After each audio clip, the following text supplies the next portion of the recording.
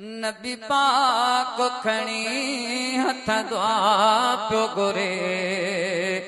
मेहरबान उमर जे बारे में रब पाण ॾिनाराया पढ़ जा क़ुरान उमर जे बारे में रब पाण ॾिनाराया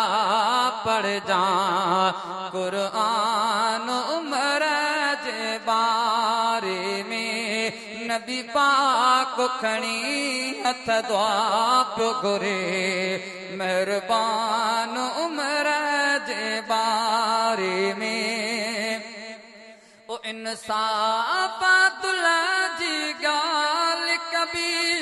फारूक जो नालो अची वेंदो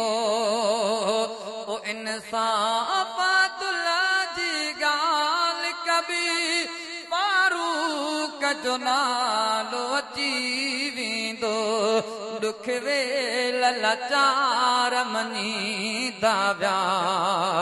अहसान उमर जे बारे में दुख वेल लाचार मञींदा विया अहसान उमर जे बारे में नबी पाक खणी हथ दुआ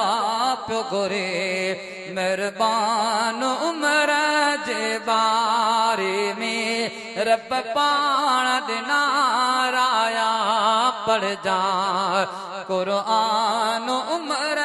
जे बारे में अहदीस जे सभिनी किताबनि में हकीकत अरबी बयान कई अहदीस जे सभिनी किताबनि में हकीकत अरबी बयान कई मुखां गरे पुन बीजे थे हा मिठा मुखां गरे पुन बीजे थे हा मिठा फरमान उमर जे बारे में नबी पाक खणी हथ दुआ पियो घुरे मेहरबान उमर जे बारे में तो उहो रस्तो छॾे इब्लीस भॻो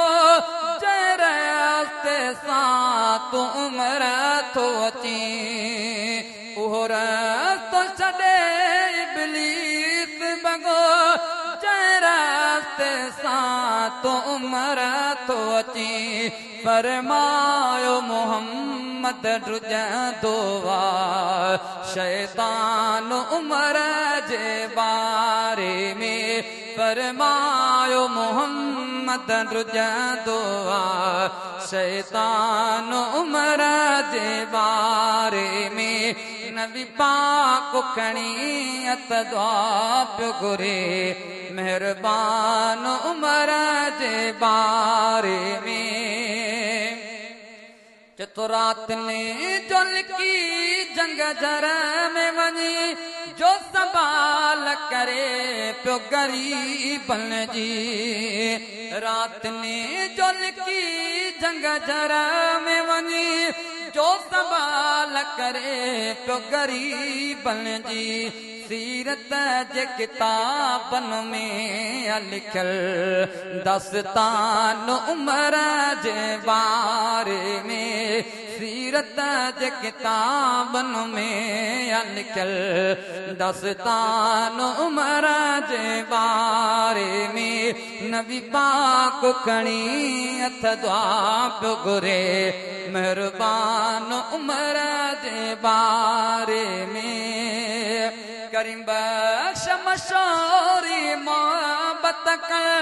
महबूब जे सभिनी सहाबनि सां करीम बख्श मशहूरी मोहब्बत कर महबूब जे सभिनी सहाबनि सां वह गैरत सां भरियल तुंहिंजो ईमान उमर जे बारे में आहे गैरत सां भरियल तुंहिंजो ईमान उमर जे बारे में नबी पाक खणी हथ दुआ पियो घुरे महिरबान उमर जे बारे में रब पाण ॾिना राया पढ़जा क़ुरान उमर जे बारे में